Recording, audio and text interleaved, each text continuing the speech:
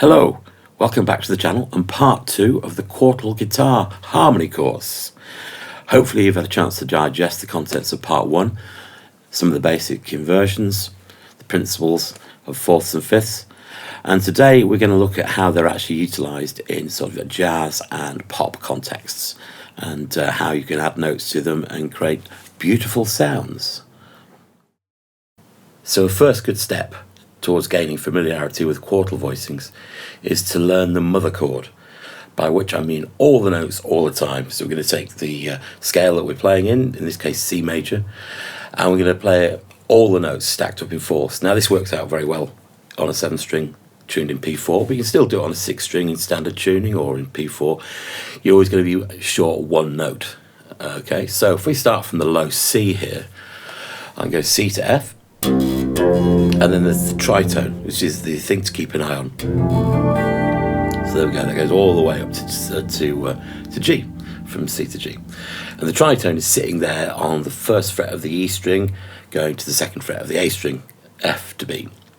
And the way it works is it will jump an octave in the next voicing. So it's going to go up 2 frets, 2 strings, which then means it's across here. So here we go. These are a bit awkward to play. There we go.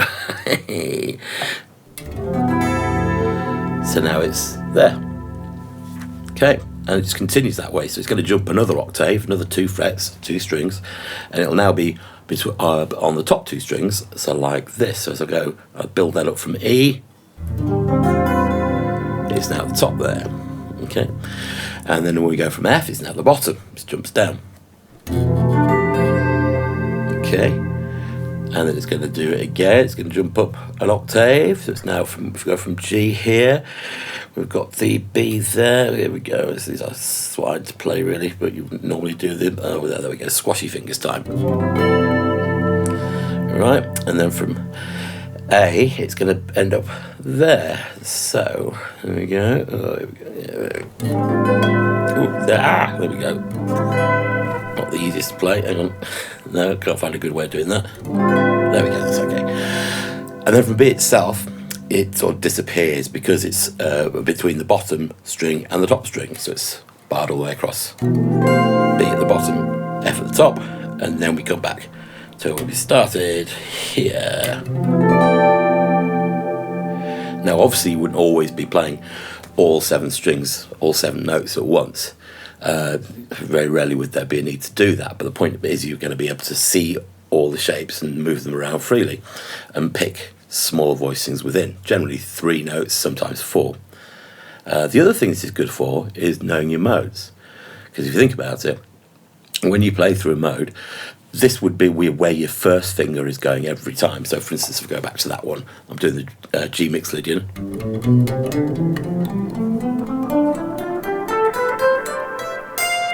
So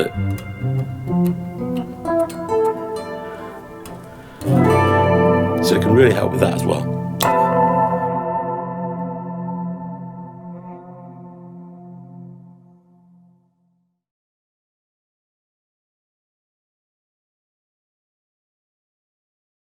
Here's a simple inversions exercise to get you used to the different shapes and how they move around the neck diatonically. Once again, we're in C major.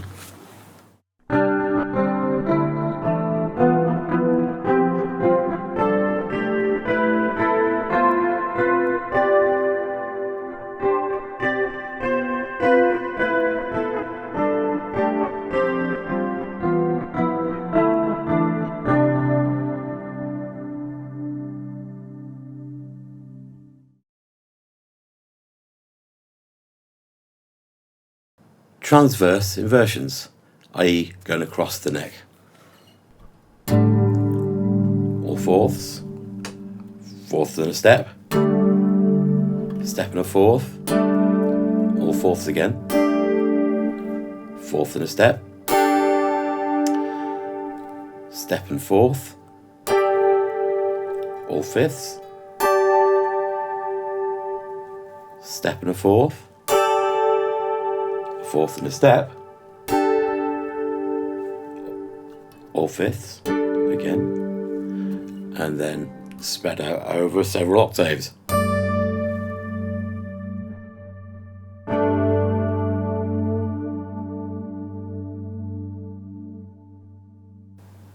Okay, so what do Miles Davis's modal jazz classic So What have in common with the Police's Every Breath You Take?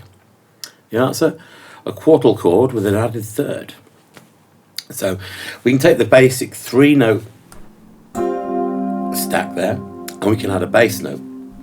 In this case, A. So we've got G, C, F, A bass.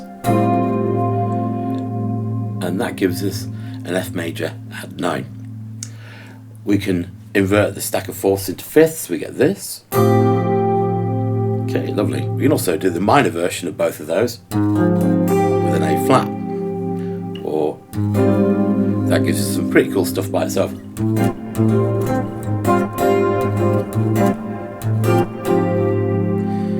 Right, now what if we invert that? And we take the A, that's at the bottom currently, and we put it at the top. We then get this.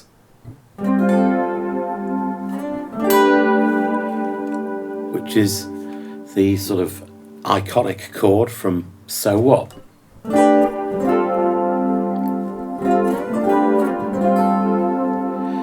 Now, you can also use the minor version of that. And when again, we've got these free floating voicings, these could be moved around in key. And then it does get a bit more interesting because then we get this. Like that. Now this is very closely related to the Police voicing that was used quite a lot in quite a few of their tunes, which is like this. This is where you basically, instead of having a stack of fourths underneath, you have a stack of fifths underneath and the major third on top. So this gives you this. And the minor version. Now, of course, in the Police tune, Every Breath You Take is in A. And to the relative minor. So there you have it. Those two chords seemingly quite disparate but connected through quartal voicings. And again, if you can just get free flowing with those, there's an awful lot you can do with them, you know.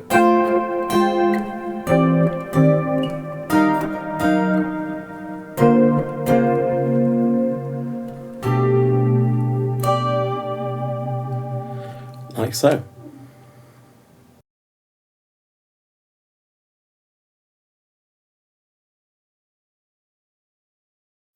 So now we come to the idea of free floating quartal voicings. This is essentially where you take a quartal voicing and you move it up and down within the key over a particular tonality.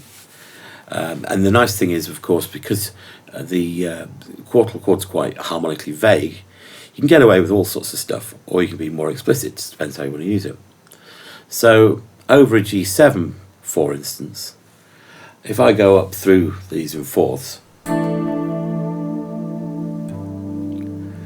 you've got E, A, D there, you've got the fifth, the 9 and the 13. Okay, that'll work nicely. Next one up, here we get the tritone. So this is going to suggest a very specific chord. That's going to give you a G13. 13, 3rd, 7th. G, C, F, what we call that? G7 sus 4. A, D, G. Now, personally, I don't find it particularly helpful to be thinking in those terms, apart from whenever the tritone gets involved, because you do have to be careful with that one. So, yeah, you've got two voicings here. And they will be more explicitly G7, or G13, or G11. But other than that, just move around, really follow your ear. You can do all these sort of inversion tricks.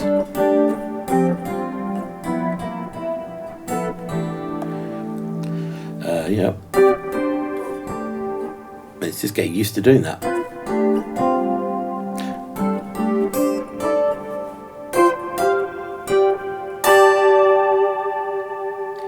So here's a little example of me playing over a sort of G7 funk groove in this case. It just shows how versatile they are.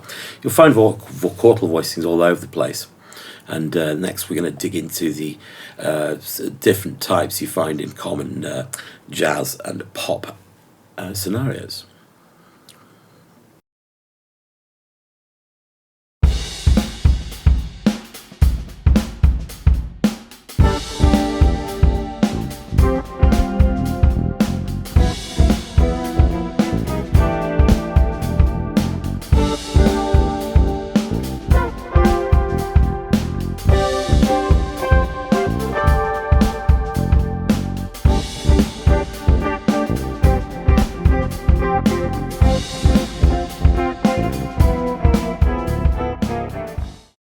Here are the examples of free-floating voicings over a D minor 7.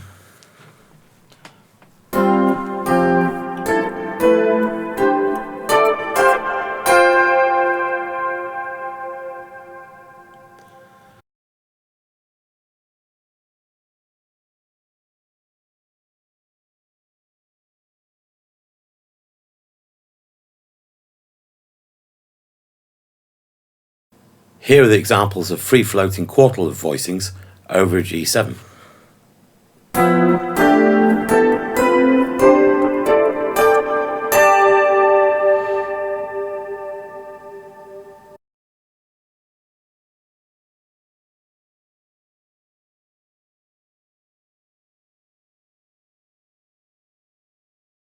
Here are the examples of free-floating voicings over a C major 7.